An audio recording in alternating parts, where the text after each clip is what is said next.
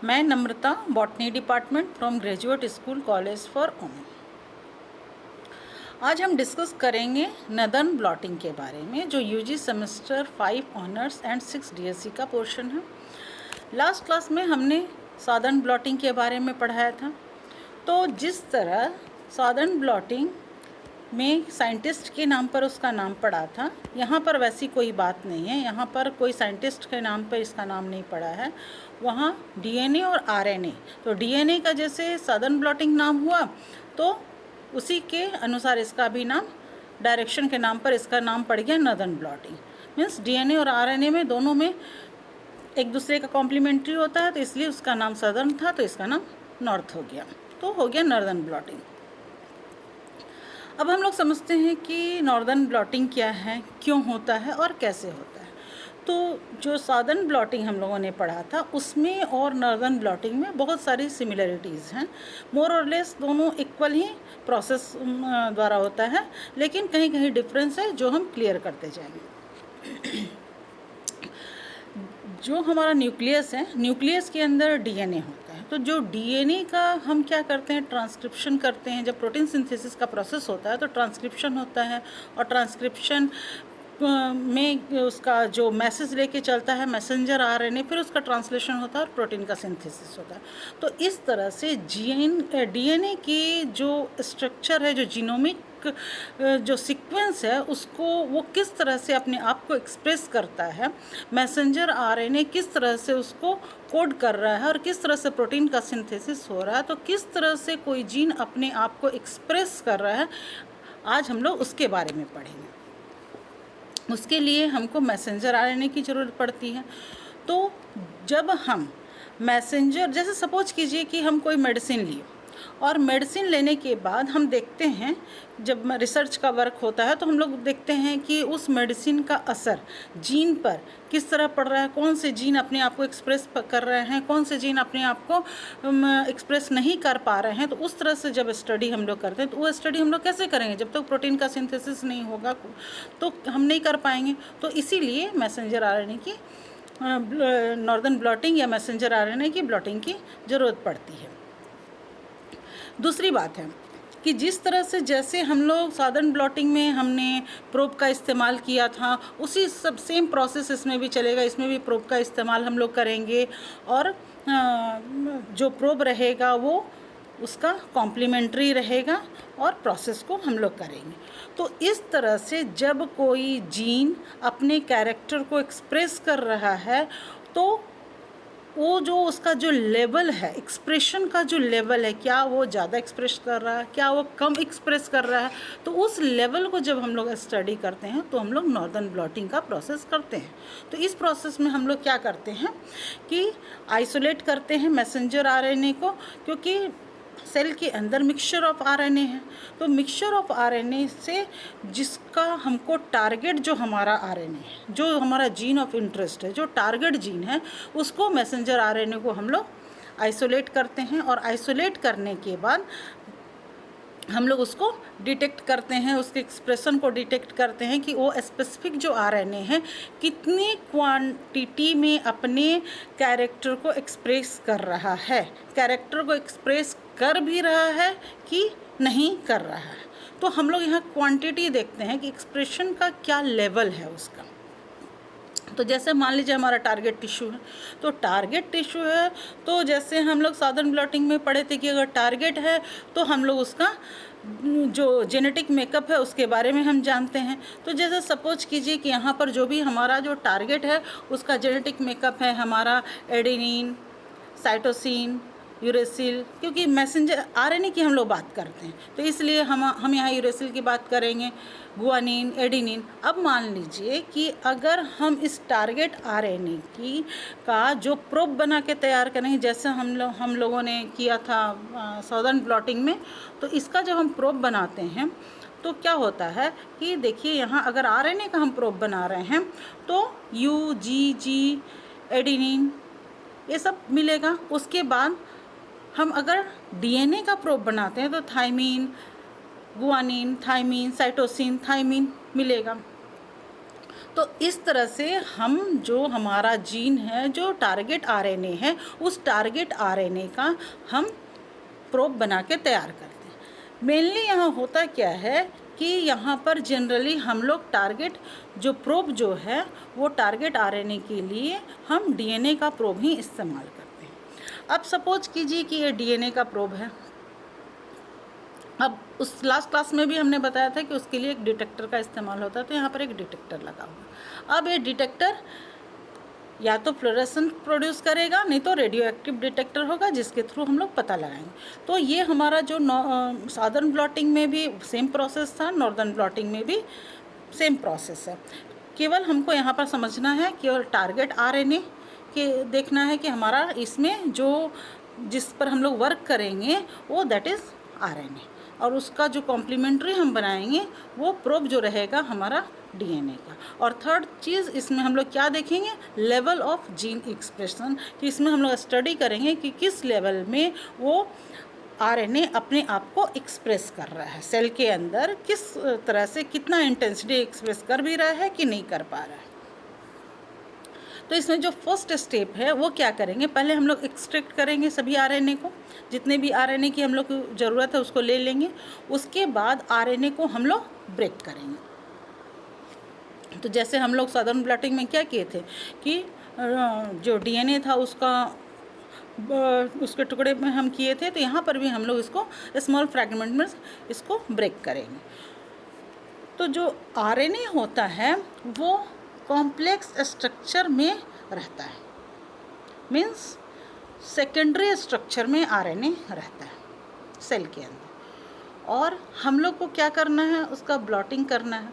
तो जब secondary structure में रहता है और हमको चाहिए लीनियर आरएनए, तो उसके लिए, क्योंकि इस जो सेकेंडरी स्ट्रक्चर में जो आरएनए है उसको हम इस प्रोसेस में इस्तेमाल नहीं कर सकते हैं, तो इसके लिए हमें आरएनए को डीनेचर करना होगा। तो जब डीनेचर करेंगे तो यहाँ पर हमको एक एक्स्ट्रा फॉर्मल्डिहाइड की ज़रूरत होगी। एक्स्ट्रा इसलिए हम बोल रहे हैं कि इसकी आवश्यकता हमको सादर्न ब्लॉटिंग में नहीं थी, लेकिन यहाँ पर हमको डीनेचर करने के लिए, आरएनए को डीनेचर करने के लिए फॉर्मल्डिहाइड की आवश्यकता होगी। सेकेंड स्टेप में हम क्या करेंगे, जिस तरह हमने डीएनए को लोड किया था उस तरह इसमें भी हम आरएनए को एगरोस जेल इलेक्ट्रोफोरेसिस में इसको लोड कर देंगे। जिस तरह से एगरोस जेल में हम इसको लोड करेंगे, और जिस तरह हमने वहाँ देखा था कि इलेक्ट्रोफोरेसिस इलेक्ट्रिक करंट के थ्रू चलता है, तो जो आरएनए है वो पॉजिटिव की ओर भागेगा। तो जिस तरह से वो पॉजिटिव की ओर जाएगा, और पॉजिटिव की ओर जाने का प्रोसेस क्या है, मॉलिक्यूलर वेट के अनुसार वो जाएगा।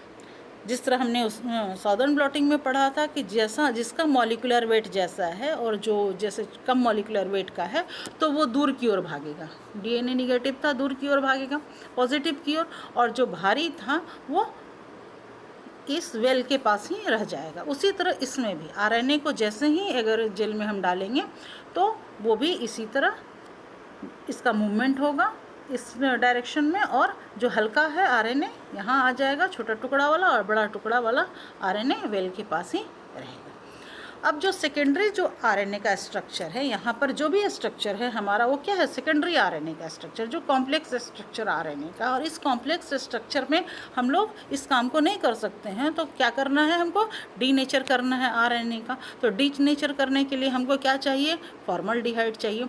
तो इसमें इस जब प्रोसेस हम करते हैं एगरोस जेल इलेक्ट्रोफोरेसिस, तो इसमें फॉर्मल्डिहाइड जेल में हम लोग डालते हैं।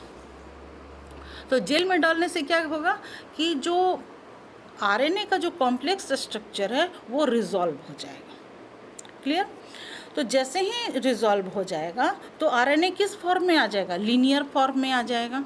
जो फॉर्म को हम लोग स्टडी कर सकते हैं उस फॉर्म में आ जाएगा, और उसके बाद थोड़ा बहुत हीट ट्रीटमेंट कर देते हैं, और उसके बाद आरएनए जो है आराम से अपना माइग्रेट हो जाता है। जिस आरएनए को जहाँ जाना होता है, जैसे सपोज कीजिए आरएनए को जैसे जैसे जहाँ जहाँ जाना होता है माइग्रेट हो जाएगा।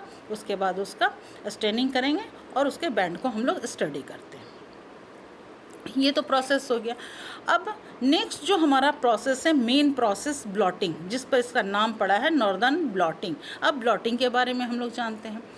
तो जिस तरह हम लोगों ने डीएनए का जब ब्लॉटिंग देखा था, साउदर्न ब्लॉटिंग देखा था, तो उसमें हम लोग नाइट्रोसेल्यूलोज पेपर का इस्तेमाल कर रहे थे। नाइट्रोसेल्यूलोज जो फिल्टर पेपर था उसका इस्तेमाल किए थे, या नाइलॉन मेम्ब्रेन का इस्तेमाल किए थे। लेकिन यहाँ पर हम लोग एक दूसरे टाइप की मेम्ब्रेन की बात करेंगे।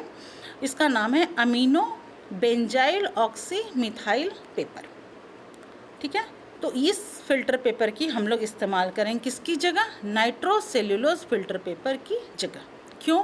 क्योंकि जो अमीनो बेंजाइल ऑक्सी मिथाइल जो पेपर है उसमें क्या होता है कि ग्रेटर बाइंडिंग एफिनिटी होती है आरएनए के साथ। वो आराम से आरएनए के साथ अच्छी तरह से बाइंड हो जाता है, इसलिए हम इस फिल्टर पेपर का इस्तेमाल करेंगे।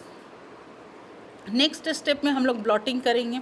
तो ब्लॉटिंग का सेम प्रोसेस है जो प्रोसेस हमने लास्ट क्लास में पढ़ा था, कि जिस तरह से हमारा ब्लॉटिंग हो रहा है साउदर्न ब्लॉटिंग में, जिस तरह से हमने इस्तेमाल किया सारा प्रोसेस सेम होगा। यहाँ पर क्या होगा, जिस तरह उसमें हमने टब लिया था, टब लेंगे। ट्रांसफ़र बफर सबसे लोअर लेवल में ट्रांसफ़र बफर रहेगा, उसके ऊपर में स्पॉन्ज रहेगा, फिर जेल रहेगा। यहाँ केवल डिफरेंस है कि जो हम लोग फ़िल्टर पेपर इस्तेमाल करेंगे नाइट्रोसेल्यूलोज की जगह, यहाँ होगा amino benzyl oxy methyl filter paper, यहाँ इस्तेमाल करेंगे। उसके बाद ऊपर में पेपर टॉवल डालेंगे, फिर वेट डालेंगे। सेम प्रोसेस है, केवल फ़िल्टर पेपर में डिफरेंस है। अब जैसे ही वेट ऊपर पड़ेगा तो क्या होगा, वेट ऊपर पड़ा तो जैसे ही ऊपर से प्रेशर लगेगा तो जो बफर जो सोल्यूशन है वाया कैपिलरी एक्शन के द्वारा ऊपर की ओर जाने लगेगा, क्योंकि कैपिलरी एक्शन होगा। और जिस तरह पानी ऊपर चढ़ता है उस तरह पानी तो इस्तेमाल नहीं होता है, तो लेकिन एक्शन वही रहता है, कैपिलरी एक्शन की ही तरह ये जो ट्रांसफ़र बफर है ऊपर जाएगा। तो ऊपर जाने में क्या करेगा, पहले स्पॉन्जेज को क्रॉस करेगा, स्पॉन्ज को गीला करेगा, उसके बाद वो जेल के पास जाएगा। और जेल में क्या है हमारा, हमने आरएनए का बैंड बना के रखा हुआ है, उसको वो लेके ऊपर की ओर जाएगा। जो हमारा फ़िल्टर पेपर है amino benzyl oxy methyl filter paper के पास जाएगा। तो हमने क्या बोला था कि इसमें बाइंडिंग कैपेसिटी आरएनए के लिए ज़्यादा है, तो वहाँ जाके आरएनए बाइंड हो जाएगा और उसके बाद वो बफर जो है पेपर टॉवल को गीला कर देगा। तो इससे हमको समझ में आ जाएगा कि प्रोसेस कंप्लीट हो गया है। अब वहाँ से आरएनए जो है अब ऊपर की ओर माइग्रेट नहीं करेगा। नेक्स्ट स्टेप में हम क्या करेंगे कि अब इसका जो उसको निकाल लेंगे, amino benzyl oxy methyl filter paper को बाहर निकाल लेंगे। उसमें एग्जैक्ट इम्प्रिंट आ गया है डीएनए फ्रैगमेंट का, जो फ्रैगमेंट हमने जेल इलेक्ट्रोफोरेसिस में इस्तेमाल किया था। आरएनए का जो फ्रैगमेंट वहाँ आया था वो एग्जैक्ट प्रिंट आ गया है अब इसका। अब उसको हम लोग उसमें फ़िक्स करेंगे, या तो हीट ट्रीटमेंट देंगे या यूवी लाइट ट्रीटमेंट देंगे और उसको उसमें फ़िक्स कर देंगे। फिर नेक्स्ट स्टेप जो है, जिस तरह से हमने वहाँ प्रोब का इस्तेमाल किया था साउदर्न ब्लॉटिंग में, यहाँ पर भी हम लोग प्रोब का इस्तेमाल करेंगे। और प्रोब से क्या होगा कि वो प्रोब जाके जो भी उसका कॉम्प्लीमेंट्री है, जो सीक्वेंस प्रोब के पास है, अगर वो सीक्वेंस का कॉम्प्लीमेंट्री सीक्वेंस यहाँ मिलेगा तो प्रोब जाके उससे बाइंड कर जाएगा। सपोज कीजिए कि ये उसका कॉम्प्लीमेंट्री सीक्वेंस है, तो जैसे ही प्रोब डालेंगे तो प्रोब जाके वहाँ उसको बाइंड कर लेगा, उस सीक्वेंस के साथ वो अटैच्ड हो जाएगा। तो इस प्रोसेस को हम लोग क्या बोलते हैं, हाइब्रिडाइजेशन। ये हमने लास्ट क्लास में भी पढ़ा था। उसके बाद उसको हम लोग वॉश करते हैं। तो जो भी हम यहाँ प्रोब इस्तेमाल करेंगे, प्रोब के साथ क्या है, एक रेडियो डिटेक्टर लगा रहता है। तो उस रेडियो डिटेक्टर के हेल्प से हम देख लेंगे कि क्या जो आरएनए हम जिसका खोज कर रहे थे, जो हमारा टारगेट जीन ऑफ एक्सप्रेशन है, वो टारगेट आरएनए यहाँ है कि नहीं। वॉश करने के बाद जितना अनवांटेड रहेगा आरएनए वो निकल जाएगा, और जो बाइंडिंग किया हुआ रहेगा वो आरएनए रह जाएगा, और हम लोग उसको ऑटो रेडियोग्राफी द्वारा एक्सरे फिल्म के हेल्प से उसको हम लोग देख सकते हैं। तो ये हमारा हो गया किस तरह से हम लोगों ने नॉर्दर्न ब्लॉटिंग किया तो हम लोग समझ लिए कि नॉर्दर्न ब्लॉटिंग और साउदर्न ब्लॉटिंग में ज़्यादा डिफरेंस है नहीं, थोड़ा बहुत कहीं कहीं डिफरेंस है। तो नेक्स्ट क्लास में हम लोग वेस्टर्न ब्लॉटिंग पढ़ेंगे।